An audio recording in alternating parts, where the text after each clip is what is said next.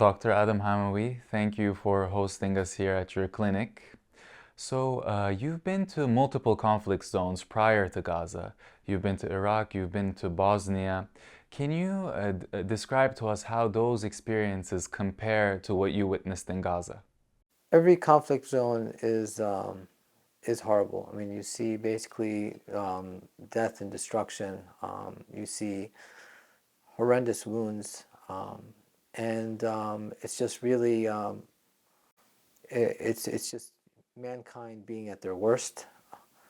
But what I've seen in Gaza was exponentially worse because it's basically no holds barred, no rules at all, and the targets aren't enemy combatants. I mean, really, everywhere I've seen is people fighting each other, and yes, civilians get hurt.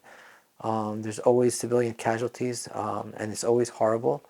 I've seen children get hurt everywhere, but they're always just a fraction, a minority. And in Gaza, they are primarily the people getting hurt, and the primarily like civilians going about their daily lives, primarily families just living in their homes, or in many cases just refugees in tents that are getting attacked. And can you describe to us the kind of treatment you were providing on the ground in Gaza? So I was there, two times, and the first time was primarily acute trauma care from blast injuries. It's bombs falling on neighborhoods or individual houses and people getting shredded, and so what I provided is reconstructive surgery and wound care after those surgeries. So facial injuries, burns, soft tissue coverage when people have big sections of their body that have been basically devastated and basically just torn apart. We need to be able to cover that and let it heal. So that's what a plastic surgeon does.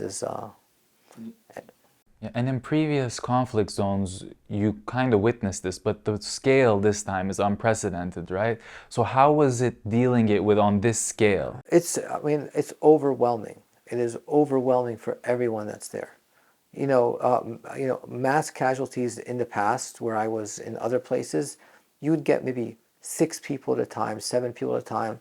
I remember one time in Iraq where I think the busiest is I had 7 people come in at the same time because a missile had landed and they were all in one area, and so 17 was the largest mass casualty that I saw, and it was once during my whole deployment. Everything else was just smaller.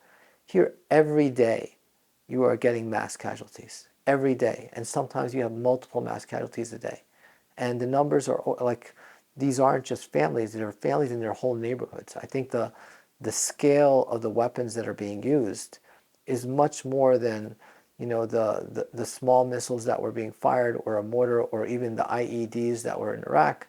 These were smaller targets, focused more, or just random people that were just like hurt because something landed. But this is a dense population. Wherever you drop a bomb, you're going to hurt a lot of people. So the scale, as you mentioned, is unprecedented compared to the previous conflict zones you've been in. And there's also this difference. You were serving in the conflict zones as part of the US military in your previous deployments in Iraq and Bosnia. And this time around, when it comes to Gaza, it seems that the US policy is kind of different around it. Can you speak to the differences? So yeah, Bosnia, I was not serving in the army when I did. It was another volunteer mission back then. But yes, in Iraq I was serving, and America likes to say that it plays by the rules. And many of us who serve taking an oath to the Constitution, and during our training, we are trained on the rules of war and international law, what we're allowed to do and what we're not allowed to do. So it's not that there's a misunderstanding of what that is. We all understand that. But there's always an exception, and that exception always includes Israel. And that's what we're looking at today. There are rules of war that they are not following, and whenever it is brought up, it is dismissed. And anything brought up by the Palestinian is basically regarded as insignificant. The world sees this. Many of us here at home see this. And I think that is the difference. The difference is that we have made an exception, and and it just keeps going. And under these circumstances, how important is it for American doctors like you to speak out on this matter? I think it's essential. I mean, if we're not going to speak out, then who is? We had the advantage of actually the privilege of being able to go there, because most people can't go to Gaza. It's limited. Even most Israelis can't go to Gaza. I mean, if you're not serving in their military, you can't get in there. So it's really humanitarian aid workers, physicians and nurses. Journalists aren't allowed in, so the story really isn't getting out except what the Palestinians are bringing out, and that's, again, like I said, being dismissed. So our job is twofold. We're going in there because we could provide care, we're allowed to go in, and then we're also acting as witnesses. And so we have an obligation to tell the world about what's happening. And coming here at home, that obligation doesn't end. And that's my feeling. I think, people are afraid to speak out, but what's happening there is impacting what's happening here at home.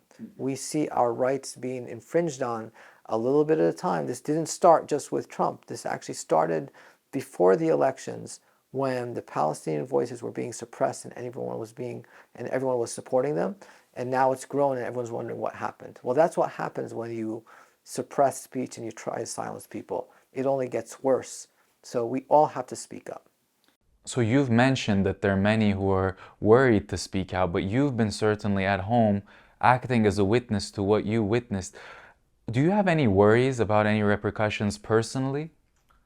I think I have an understanding that there might be repercussions. I think it's almost expected, but the only way to fight this is that we have to all speak up. And this is what I'm trying to encourage. It's easy to take down individuals and small groups. And that's what's been happening in the past. And what I'm trying to basically encourage and advocate is that this fear is because we are silent. Mm-hmm. And the only way to fight that is to speak up. Mm-hmm. Otherwise, that fear is only going to get worse. And that's what we've seen. That's what I'm trying to say, is like, because of our silence last year and last month and before that, that's why we're in a situation here at home in the United States where no one expected this to happen today. It's because we were quiet. Mm-hmm. And you're in a unique position because you've also witnessed another genocide in Bosnia, and the genocide in Bosnia is accepted by the United States. Do you think what's happening in Gaza will eventually be officially accepted by the US as a genocide too? Absolutely, but it took 30 years. I mean, that's the crazy thing, is that it took 30 years for the United States and the United Nations as a whole to accept it as a genocide. And that was, on a smaller scale than what we're seeing right now. And it wasn't publicized. I mean, it wasn't like common knowledge. Right now, this is happening right before our eyes on camera. We have so much evidence that I hope this doesn't take 30 years. I mean, we should all be able to look at this and say, this is happening now. And even if we have doubts, hold on, time out. What's going on here? This sounds like genocide. It looks like genocide.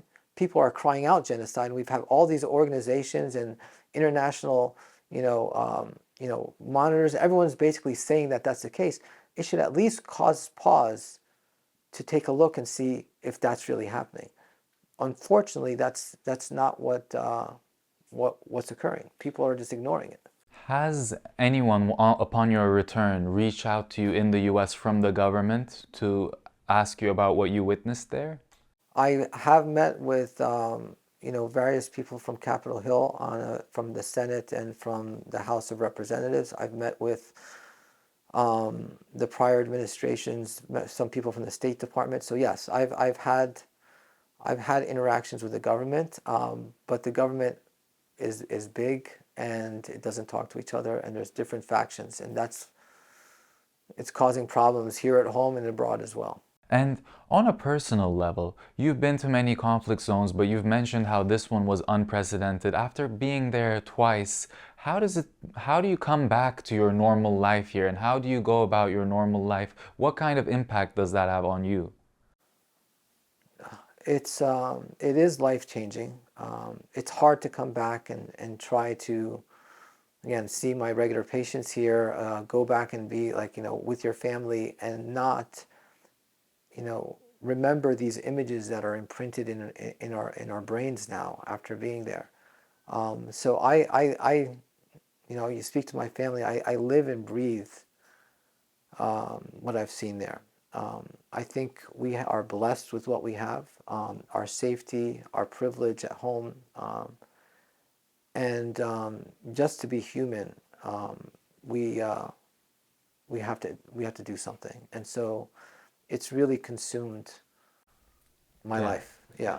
And have you faced any pushback, maybe concerned people who are close to you telling you to be a bit quiet on this issue, or maybe even threats with people threatening you with kind of seeing you as a pro-Palestine activist? I have received a lot of warnings from friends and family. They're worried about the repercussions, and we see this happening around us, repercussions that are at work and basically professional repercussions. There's definitely threats that have happened. These are online, and I would say, I don't know how credible they are. We have in our office received basically phone calls and emails basically with people who are not satisfied with what I'm saying and doing. But I would say despite that, I think I've had a lot more feedback that is positive. And the positive feedback is much greater, which tells me that I think I'm on the right track. It tells me that there's a lot of good people out there. Many of them are still afraid to speak out, and they encourage you. They kind of say, go, keep doing what you're doing. And I hope that by doing that, eventually they won't be afraid, and we'll have more people standing up as well. Yes, that's very important, certainly. And turning back to what's happening in Gaza, can you describe to us, with what you know from your information on the ground, what's the latest situation and how has things changed from the time that you were there? Every month it's worse than the month before. And this goes back to last year. I mean, we had a small pause with this so-called ceasefire that happened in January. And during that ceasefire, there was still killing going on. I mean, there was just less bombing, but there was still killing. And obviously, since it's fallen apart, there has been no restrictions at all, no hesitation, nothing. I've had friends on the ground that tell me now, like they were in the hospital when it was bombed. They're telling me the number of mass casualties coming in on a daily basis is much worse than it was before. The weapons that are being used, from what I understand, are also bigger. So again, we don't know the details of this, but they say the bombs are more powerful. The drones are now, like acting strangely and doing, like they have more intense weapons. So again, these are things that I'm hearing from my friends that are on the ground. I did not witness that since I've left, but we also see the results of that. It's being confirmed with what we watch every day on the news. And today I even heard now, like, the Israelis are expanding their security zone. So they're taking more of Gaza, making that a kill zone. So really anyone in south of Gaza is going to be in a kill zone unless they go to Mawasi, which is right along the shore. And if you've been to the shore, there's nothing there. It's like telling you to go to the beach and just live there. I mean, there's no water, there's no food, there's no, sanitation at all. There's no shelter, especially like in the winter time. Like now it's beginning to get warmer, but there's no shelter on the shore. So it's getting worse day by day. Yeah, it's very bleak conditions that you're describing. But when Trump was initially running for office, he ran promising that he could be a president for peace. In Ukraine, he promised that he can change things, and he promised the same for Gaza. Do you have any hope that things will shift, that President Trump can have any impact on the ground? Listen, it's not going to happen from the president. It doesn't matter if it was President Trump or President Biden. They both have supported the genocide. I think it was very clear before, and it was very clear after. He's made many promises, and let's see what happens. I mean, it's easy to speak. The action is what makes the difference. هي مرمين مرمين مرمين مرمين بسرعة بسرعة هذا الشيء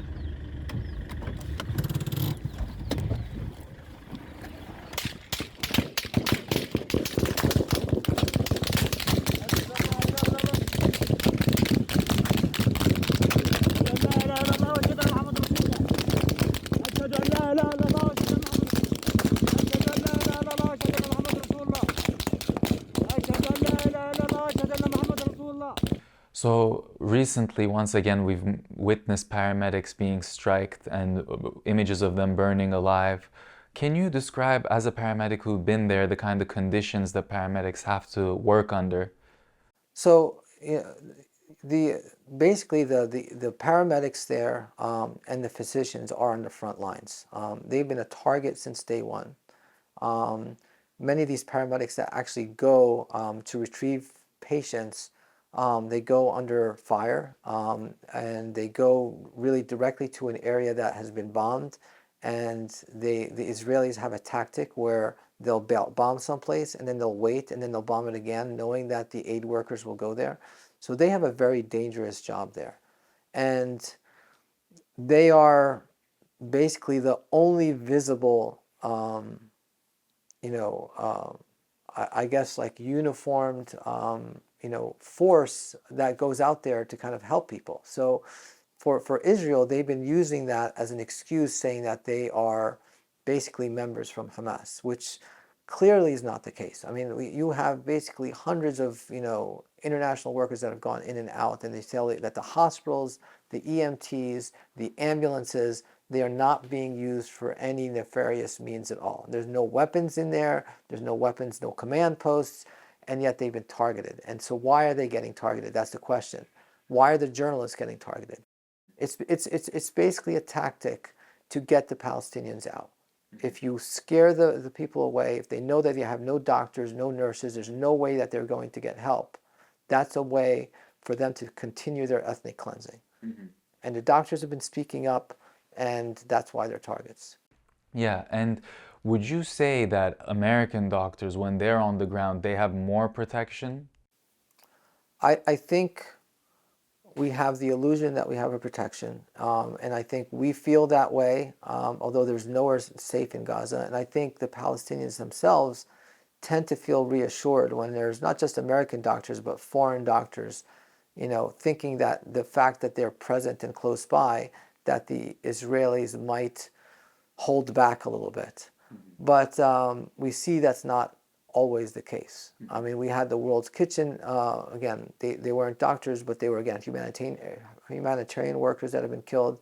There have been foreign doctors that have been killed. You see that the paramedics have been killed as well. And then also, we just had, this wasn't in Gaza, but in the West Bank, you had some kids from New Jersey, right here in New Jersey, that were killed in the West Bank. Mm-hmm. I've been to Israel. I've been to the West Bank. They don't care about Americans. They tell you straight up, they don't care what kind of passport you're carrying for. I don't know why we continue to support them when they show such disregard for our country. And yet we tend to always put Israel first before even America when we're trying to support them. And so this is the question that we have. Like, why is that being brought onto us here in the United States? It's a completely different subject, but we tend to support it despite they're not caring about us. When you were in Gaza, you saw many different dramatic moments, but can you describe maybe one that stands out so that people can kind of understand what you witnessed there? I think the hardest thing is the children that you're seeing.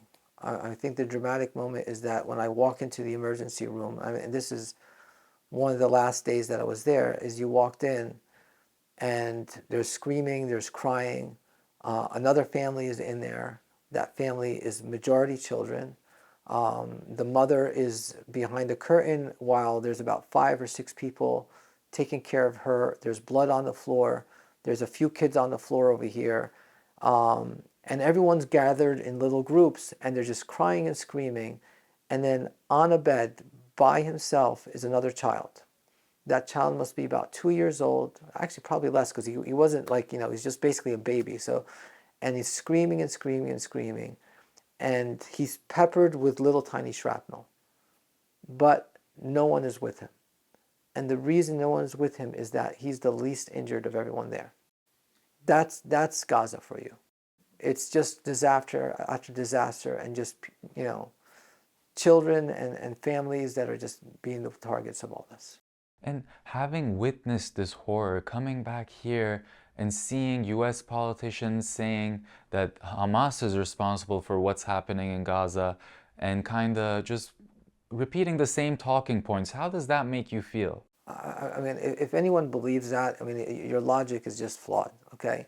You could have blamed October 7th for them. You could blame that. You could say maybe the retaliation of October 8th. But we're now 500 days later. We are over 50,000 people. It's not about Hamas anymore. It's not about Hamas. This is about Israel, and it's about their ambitions, and it's about them basically taking advantage of our country here in the United States to fulfill what they see as their goals. You touched upon this a little, but oftentimes the claim is that Hamas is using hospitals within Gaza. As a medical worker who's been there on the ground, what can you say to those claims? I've been to multiple hospitals and had free access to everywhere in the hospital. There's no doors that are locked beyond limits, especially as a surgeon, basically. Some people might not be allowed into the operating rooms. We're allowed to go anywhere in the hospital. And I have seen nothing, no weapons, no military presence at all, and nothing to indicate any presence of Hamas on a tactical or strategic scale there at all. In fact, I see more weapons walking into my local hospital with a security guard outside the door than I saw there. And there's now over like 200 doctors from the United States. Now, I'm not even talking about foreign doctors, from the United States that have been to Gaza. They've been to every hospital and clinic in Gaza, from North Gaza to South Gaza, and not one person has come back and has been able to verify what the Israelis have been saying. And they're using that as an excuse for their genocide, but they have provided no proof at all, other than some silly videos about, a calendar, that being a command post. And going forwards, do you plan to ever go back to Gaza? Do you plan to continue your humanitarian work on the ground? And while there's this encroachment on kind of pro-Palestine activism in the US, what do you think you'll be doing here, and what do you see coming? So I do want to go back. If I can, I will go there, and I will continue going until they stop me. And I do want to do humanitarian aid everywhere. It's not just about Gaza. I mean, I was other places, but right now that's the hot spot. And I think more than any other place, I think because of our role as a country there, what we are providing to aid in this genocide, I feel more of an obligation to go there than someplace where we might have a lesser role in the horror that's happening.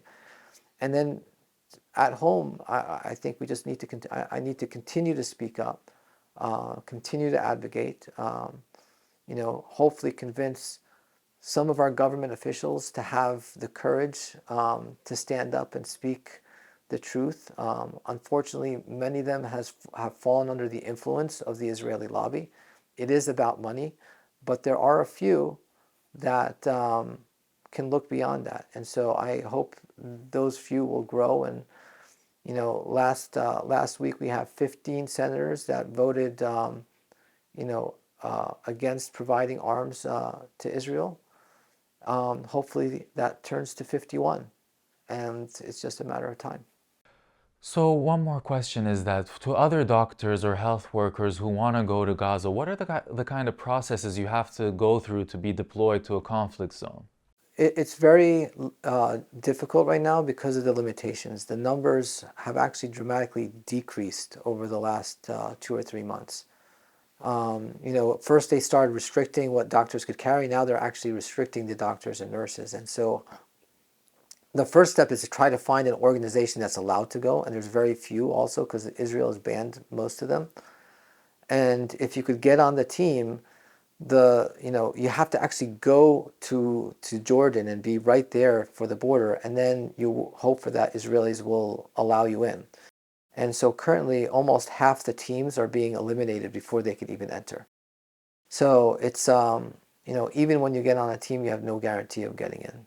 So if anyone's interested, my suggestion is find an organization, and there's definitely I've gone with PAMA, I've gone with Fej, I've gone with Rahma, and if you could get on a team, know that you might get turned back, but we just got to keep trying. They're trying to discourage us from going, so that should actually encourage us even more to try.